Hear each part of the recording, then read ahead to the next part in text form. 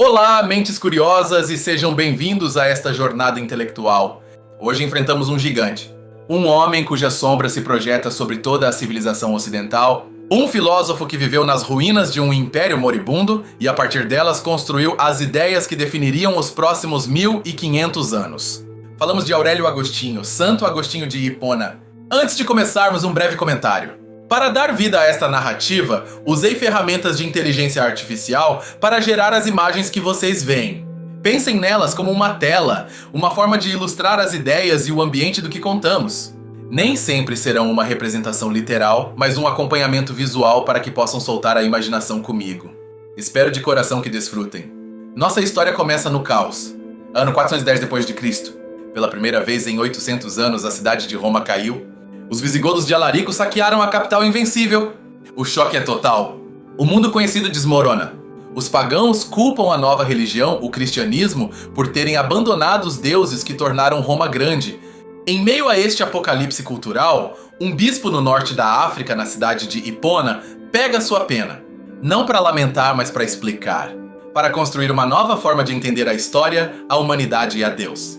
Este homem, Agostinho, se tornará a ponte indispensável entre a filosofia clássica de Platão e o mundo medieval e moderno. Mas quem era Agostinho? Ele não nasceu santo. Na verdade, sua vida é uma das mais turbulentas e fascinantes da antiguidade. Para entender sua obra monumental, primeiro devemos entender o homem, um homem dilacerado por seus próprios desejos em uma busca implacável pela verdade. Sua biografia intelectual é, em si mesma, uma obra-prima da filosofia. Nasceu em 354 em Tagaste, no que hoje é a Argélia. Era um cidadão do Império Romano, mas em sua periferia africana. Seu pai, Patrício, era um pagão com ambições mundanas para o filho. Mas sua mãe, Mônica, era uma cristã devota, cuja influência se tornaria uma âncora constante, embora muitas vezes ignorada na vida de Agostinho. Agostinho era um prodígio. Brilhante, ambicioso e com um talento natural para a retórica, a arte da persuasão. Foi enviado para estudar em Cartago, a grande metrópole africana. E lá, como ele mesmo nos conta em suas famosas Confissões, ele se mergulhou na vida mundana. Buscou prazer, buscou fama e buscou aventuras amorosas. Mas suas confissões não são um simples diário. São a invenção de um novo gênero literário, a autobiografia introspectiva. É a primeira vez que uma grande mente ocidental se desnuda, não para contar suas conquistas, mas para analisar suas motivações mais obscuras. É o nascimento do eu psicológico na literatura. O episódio mais famoso de sua juventude é o roubo das peras. Ele e seus amigos roubaram peras de um pomar vizinho. Não tinham fome. Não eram peras especialmente boas. As roubaram e as jogaram aos porcos. Por quê? Agostinho se obceca com esta pergunta. A resposta o aterroriza, ele o fez pelo simples prazer de fazer o mal, por amor ao próprio pecado. Este incidente trivial se torna sua primeira grande análise filosófica sobre a natureza do pecado. Não é simples ignorância, como diria Platão. É um desarranjo da vontade. É preferir um bem menor à aprovação dos amigos, à emoção da transgressão, a um bem maior, a justiça a Deus. Esta ideia da vontade desordenada será central em todo o seu pensamento. Inquieto intelectualmente, Agostinho não encontra respostas na vida licenciosa. Tampouco no cristianismo de sua mãe, que lhe parece intelectualmente simples. Então ele se une a uma seita filosófica muito popular, o maniqueísmo. Esta era uma religião de origem persa que propunha uma dualidade cósmica radical. Para os maniqueístas, o universo era um campo de batalha entre dois princípios eternos e iguais. Um Deus bom, a luz, e um Deus mau, a escuridão. A alma humana era uma faísca de luz aprisionada na prisão material e escura do corpo. O mal, portanto, não era nossa culpa. Era uma substância, uma força externa que nos invadia. Isso foi um grande alívio para Agostinho. Significava que seus desejos e seus pecados não eram realmente dele. Eram obra do princípio obscuro que habitava nele. Esta ideia o manteve no maniqueísmo por quase uma década, permitia-lhe ser um intelectual sofisticado sem ter que assumir a responsabilidade moral de seus atos. Mas a bolha estourou. Agostinho, com sua mente rigorosa, começou a encontrar contradições na cosmologia maniqueísta. Pareciam-lhe mitos absurdos. Decepcionado, abandona a seita e cai em um profundo ceticismo, afiliando-se à Academia Cética. Sua nova postura é que a verdade absoluta é inatingível para a mente humana. Com sua carreira de retórico em ascensão, ele se muda para Roma e depois para Milão, o coração administrativo do império. Lá sua vida mudará para sempre. Ele vai ouvir os sermões do bispo da cidade, Ambrósio, não por fé, mas para estudar sua famosa eloquência. Queria roubar seus truques retóricos. Mas o que ele ouve é algo inesperado. Ambrósio utiliza uma ferramenta filosófica que Agostinho não associava ao cristianismo, o neoplatonismo. Esta é a versão mística e tardia da filosofia de Platão. Falava de um uno absoluto da realidade imaterial e da alma. De repente, o cristianismo lhe pareceu filosoficamente robusto. O golpe final acontece em um jardim em Milão. Dilacerado por sua crise existencial, ouve a voz de uma criança cantando Tolle lege. Tolle lega. Pega e lê. Pega uma cópia das cartas de São Paulo, abre ao acaso e lê uma passagem que lhe fala diretamente à alma. Naquele momento, suas dúvidas intelectuais e sua resistência moral se quebram. Agostinho se converte ao cristianismo. Esta conversão não é apenas uma mudança de fé. É o início de sua filosofia madura. A primeira coisa que ele deve fazer é resolver o problema que o maniqueísmo não conseguiu, o problema do mal. Se Deus é um, é todo poderoso e é perfeitamente bom, de onde diabos vem o mal? Se Deus não o criou, quem o fez? Se o criou, como pode ser bom? Aqui é onde Agostinho usa seu gênio neoplatônico. Os maniqueístas estavam errados, ele disse. O mal não é uma substância. Não é uma coisa, uma força ou um ser. O mal não é. O mal é, em vez disso, uma privatio boni, uma privação do bem. É uma ausência, uma corrupção de algo que originalmente era bom. Pense nisso desta maneira. A escuridão não é uma coisa em si mesma. É a ausência de luz. A doença não é uma coisa, é a ausência de saúde. O silêncio é a ausência de som. Para Agostinho, o mal é a ausência do bem devido, a falta de ordem. Uma faca não é má. O assassinato é mau, porque é o desarranjo de usar a faca para um fim que não lhe corresponde. Então, de onde vem essa corrupção? Vem da criatura mais complexa de Deus, o ser humano e sua posse mais perigosa, o livre-arbítrio de libero-arbítrio. Deus criou tudo bom, incluindo os anjos e os humanos, mas lhes deu uma vontade livre. O mal entra no mundo quando essa vontade livre escolhe mal. O mal moral, o pecado, é escolher um bem inferior sobre o bem supremo, que é Deus. É o ato da vontade de afastar-se de Deus. Assim como uma nota musical está desafinada, não porque seja uma nota má, mas porque se desviou do tom correto, a alma peca quando se desvia da ordem divina. O mal é um ato de desordem. Isso nos leva a outro pilar, a criação. Diferente dos gregos, que pensavam que a matéria era eterna, Agostinho defende a ideia bíblica da creatio ex nihilo, a criação do nada absoluto. Deus não é um simples arquiteto que ordena um caos pré-existente. Ele cria a própria realidade, a matéria e a forma, do zero. Tendo resolvido o que existe, Agostinho se pergunta como conhecemos. Como podemos ter certeza de algo? Aqui ele se adianta 1200 anos a Descartes. Os céticos diziam que não podemos ter certeza de nada, nem mesmo de nossa própria existência. Agostinho responde, se falor sum, se me engano, existo. Mesmo que meus sentidos me enganem, mesmo que todo o meu pensamento esteja errado, deve existir um eu que está sendo enganado. O próprio ato de duvidar prova minha própria existência. Esta é a certeza fundamental. Não podemos duvidar de que existimos. Mas como conhecemos as verdades eternas, como as matemáticas 2 × 2 = 4 ou a justiça? Platão teria dito que lembramos dessas verdades de uma vida anterior, a teoria da reminiscência. Agostinho, cristianizando Platão, oferece uma ideia diferente, a teoria da iluminação. Não lembramos da verdade, a descobrimos dentro de nós mesmos porque Deus, como um sol intelectual, ilumina nossa mente. A verdade não está lá fora no mundo sensível. O mundo sensível muda, é imperfeito. A verdade é imutável, eterna, e não está em um mundo das ideias platônico. A verdade é Deus mesmo, ou melhor, o Logos, a razão divina. Quando um matemático descobre um teorema, não o inventa. Ele o vê graças à luz divina que brilha em seu homem interior. Esta ideia da interioridade é chave. Agostinho nos dirige constantemente para dentro. Noli forasiri, ele escreve in Tepsum Redi. In interiore homine habitat veritas. Não vá para fora, retorne a si mesmo. No homem interior habita a verdade.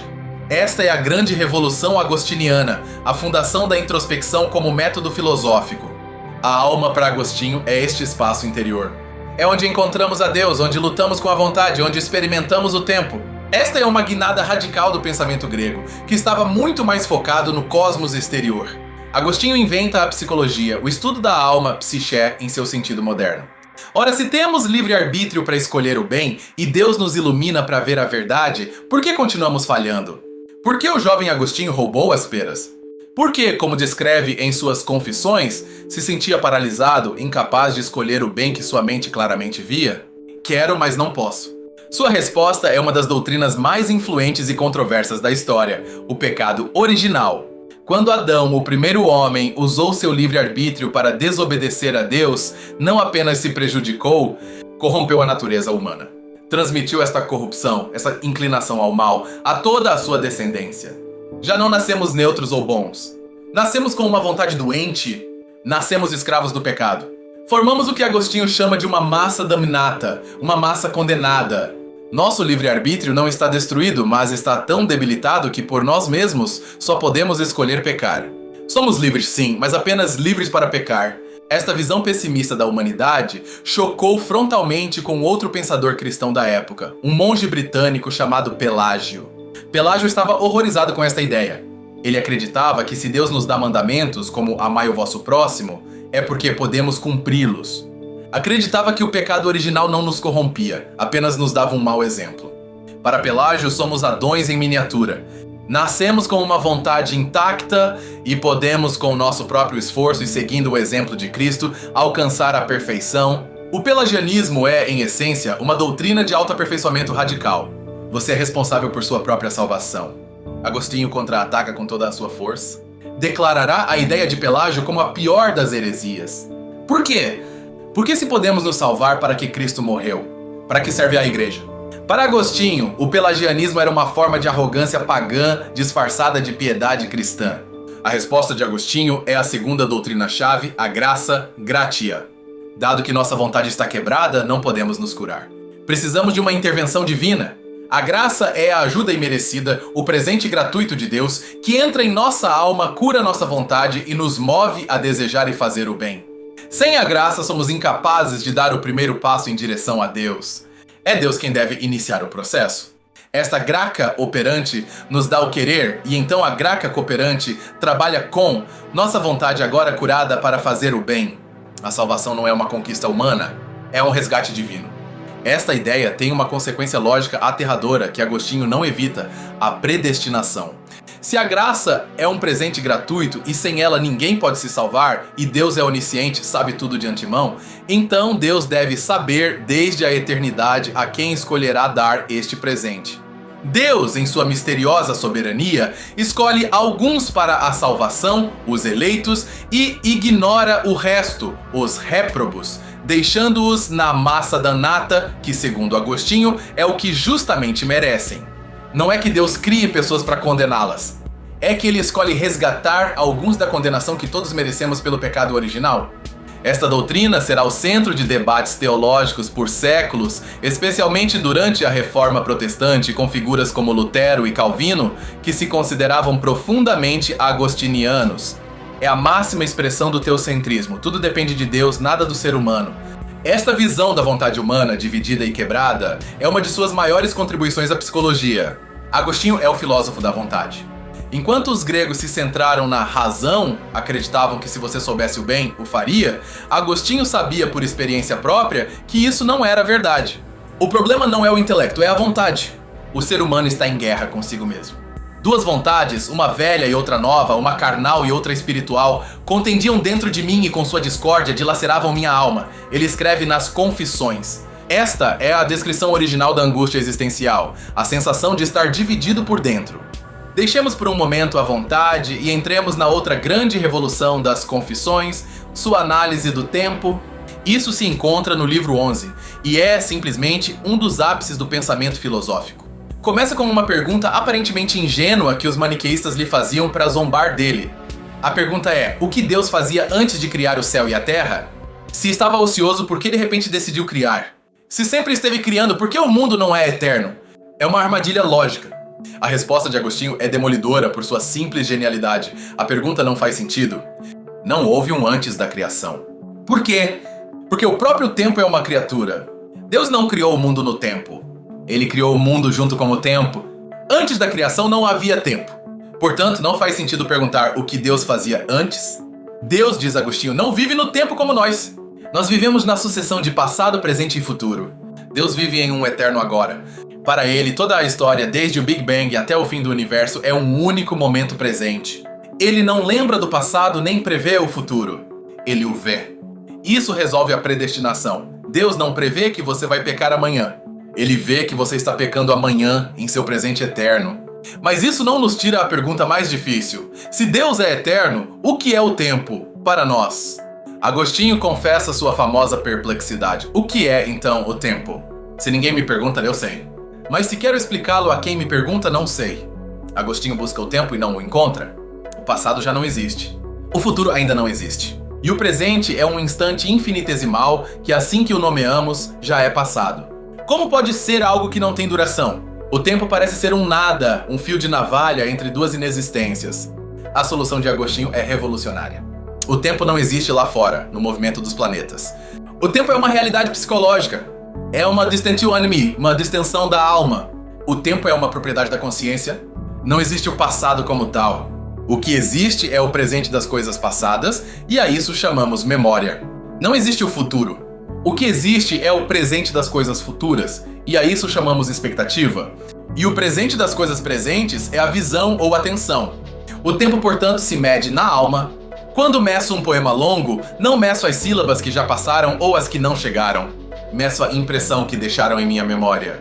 A alma se distende para abranger a memória e a expectativa. Esta ideia do tempo subjetivo e psicológico não será superada até Kant, Bergson ou Heidegger.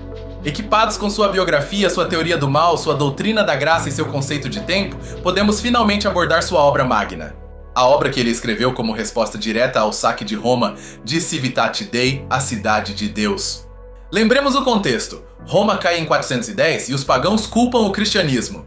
Deixamos de adorar a Júpiter e Juno e vejam o que aconteceu. Nossos deuses nos abandonaram. A Cidade de Deus é uma obra colossal de 22 livros que é, em parte, uma apologia, uma defesa do cristianismo, mas é muito mais. É a primeira e maior filosofia da história jamais escrita. Agostinho se pergunta, o que é a história? Tem um padrão? Tem um propósito? Os gregos e romanos acreditavam que a história era cíclica. Como as estações, tudo se repetia. Os impérios nascem, crescem e morrem, e outros novos repetem o ciclo. É um círculo sem fim. Agostinho quebra este círculo. Influenciado pela narrativa bíblica, propõe uma história linear. A história teve um começo definido, a criação tem um centro, a encarnação de Cristo, e se dirige para um fim definitivo, o juízo final. A história é uma flecha, não uma roda. É um relato com sentido, um telos ou propósito. Dentro dessa história linear, diz Agostinho, a humanidade está fundamentalmente dividida, não por raça, nem por classe, nem sequer por religião, exteriormente. Está dividida em duas grandes comunidades místicas, duas cidades, a Civitas Terrena, a cidade terrena, e a Civitas Dei, a cidade de Deus. Estas não são cidades físicas. Roma não é a cidade terrena, e a igreja não é a cidade de Deus. Este é um erro comum. Ambas as cidades estão misturadas, permistai, em nosso mundo atual, no saeculum, a era presente.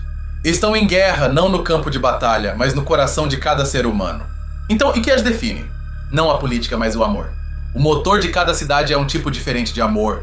Aqui está a tese central. Dois amores fundaram duas cidades.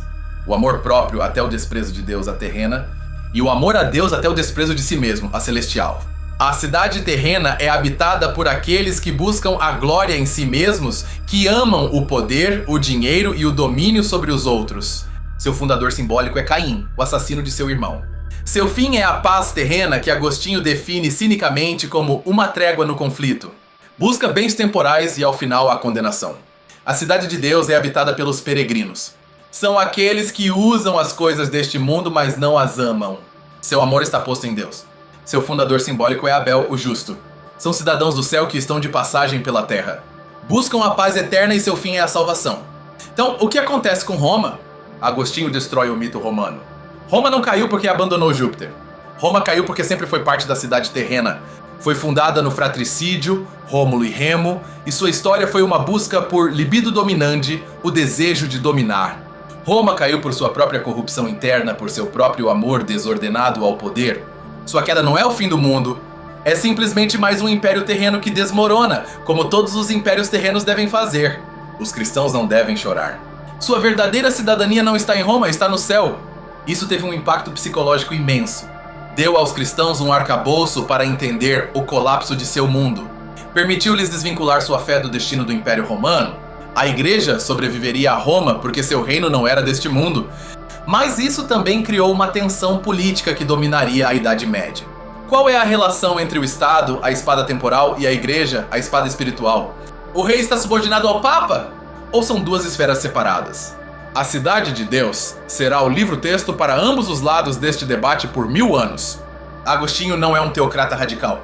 Admite que o estado terreno, a cidade terrena em sua melhor versão, é necessário. Tem um propósito divino, manter a ordem, punir o crime e permitir que os peregrinos da Cidade de Deus viajem em paz. É um remédio para o pecado, mas o estado nunca deve ser deificado. Nunca deve exigir a adoração que só pertence a Deus. O cristão obedece às leis de César, mas quando César exige ser adorado como um deus, o cristão deve escolher a cidade de Deus, mesmo que isso signifique o martírio. Em resumo, a Cidade de Deus é a obra que desmistifica o poder político, separa a fé religiosa da lealdade política e dá à história humana um significado e uma direção, culminando não em um império terreno, mas em um juízo final, onde as duas cidades serão finalmente separadas para sempre. Agostinho morreu no ano 430. Morreu enquanto sua própria cidade, Hipona, estava sendo assediada pelos vândalos, outra tribo bárbara. Morreu vendo como seu mundo terreno desmoronava, exatamente como Roma havia feito, mas morreu como um cidadão da Cidade de Deus. Qual era então o seu legado? É quase incalculável. Agostinho é o último grande filósofo do mundo antigo e o primeiro grande filósofo do mundo medieval. É o conduto através do qual o platonismo se derrama no cristianismo e molda todo o pensamento ocidental. Sem sua obsessão pelo homem interior, não teríamos a introspecção de Descartes, que começa com o cogito, penso, uma variação do si falor, sum, se me engano, existo, de Agostinho. A filosofia moderna começa com esta guinada para a subjetividade que ele inaugurou. Sem sua análise da vontade dividida e da angústia, não teríamos Pascal, nem Kierkegaard, nem os existencialistas do século XX, que também lutaram com a irracionalidade do coração humano e a ansiedade da liberdade. Sem sua doutrina da graça e do pecado original, a reforma protestante de Lutero e Calvino é impensável. Ambos foram ávidos leitores de Agostinho e basearam sua rebelião contra a Igreja Católica na ideia agostiniana da soberania de Deus e da incapacidade do homem. Sem sua Cidade de Deus, toda a ciência política da Idade Média, com sua luta entre papas e imperadores, não teria seu texto fundacional. E sem sua invenção da história linear, nossa ideia moderna de progresso, a ideia de que a história vai a algum lugar, não existiria. Inclusive, filósofos seculares do século XX o encontraram indispensável. Hannah Arendt, por exemplo, baseou grande parte de sua análise do amor e da política na distinção agostiniana entre amor sui, amor próprio, e amor dei, amor a Deus, que ela reinterpreta como amor mundano e caridade. Mas além dessas grandes influências, Agostinho nos importa hoje porque foi talvez o primeiro homem moderno. Um homem alienado, dividido, que buscava a verdade não nas estrelas nem na política, mas nos labirintos obscuros de seu próprio coração. Ele nos ensinou que a filosofia mais importante não é a que explica o cosmos, mas a que explica o eu. Nos deu a linguagem para falar de nossa própria vida interior, de nossa memória, de nossa vontade quebrada e de nossa esperança de redenção. Sua análise do tempo nos lembra que nosso presente é um fio de navalha carregado com o peso de nossa memória, passado, e a tensão de nossa expectativa, futuro. Vivemos, como ele disse, em uma distensão da alma, estirados entre o já não e o ainda não. E sua Cidade de Deus nos lança uma pergunta que ressoa com força em nossa era de crise política e colapso de velhas certezas. Onde está a sua verdadeira lealdade? Em que cidade você habita? O que você realmente ama? Você ama as coisas que perecem ou ama as coisas eternas? Em conclusão, Agostinho de Hipona não é um simples santo em um vitral. É um companheiro de jornada. Um intelectual brilhante, um pecador atormentado e um gênio da introspecção que entendeu, melhor que ninguém antes dele, que o grande drama da existência se desenrola no cenário minúsculo, mas infinito, do alma humana. Ele nos obrigou a nos olharmos no espelho e a nos fazermos as perguntas mais difíceis. E por isso, 1600 anos depois, sua voz continua sendo tão perturbadora, tão relevante e tão profundamente humana. Ele é o arquiteto do nosso eu ocidental. Compreender Agostinho é compreender as raízes de como pensamos sobre o pecado, a graça, o tempo, a história, a política e, sobretudo, sobre nós mesmos. É a ponte pela qual todos, consciente ou não, tivemos que cruzar para chegar à modernidade. Sua obra é um testamento à ideia de que mesmo em meio ao colapso de uma civilização, o poder de uma única mente, armada com uma pena e uma fé inabalável, pode lançar as bases para o mundo que virá. Espero que este percurso por seu pensamento tenha parecido tão fascinante para vocês quanto para mim. É um universo inesgotável. Do jovem rebelde de Cartago ao sábio bispo de Hipona, Agostinho nos mostra que a busca pela verdade é a maior aventura de todas. Ele nos lembra que as ideias têm consequências. As ideias de Agostinho não apenas descreveram o mundo, ajudaram a criá-lo. E suas perguntas continuam sendo nossas perguntas. Agostinho é o pai da autobiografia, o filósofo da vontade, o psicólogo do tempo e o arquiteto da história. Um gigante que continua de pé em meio às ruínas de seu império, falando-nos sobre o nosso. Seu legado não é um sistema fechado, mas um convite perpétuo à introspecção. Uma chamada para examinar nossos próprios amores, ordenar nossa vontade e encontrar nosso lugar na grande narrativa da história. Ler Agostinho é, em última análise, aprender a ler a si mesmo. E essa é talvez a lição filosófica mais importante que qualquer um pode nos oferecer. Muito obrigado por me acompanharem neste mergulho profundo em uma das mentes mais influentes da história. Foi uma honra explorar estas ideias com vocês. Se vocês gostam deste tipo de análise profunda que busca conectar as grandes ideias do passado com o nosso presente, por favor, considerem se inscrever no canal. Ajuda enormemente para que possamos continuar fazendo estas jornadas intelectuais. E agora, adoraria saber a opinião de vocês. Qual é a ideia de Agostinho que mais os impacta? A cidade de Deus? Seu conceito de tempo? Ou sua dolorosa honestidade sobre a vontade humana? Deixem seus pensamentos nos comentários. Até a próxima, continuem curiosos.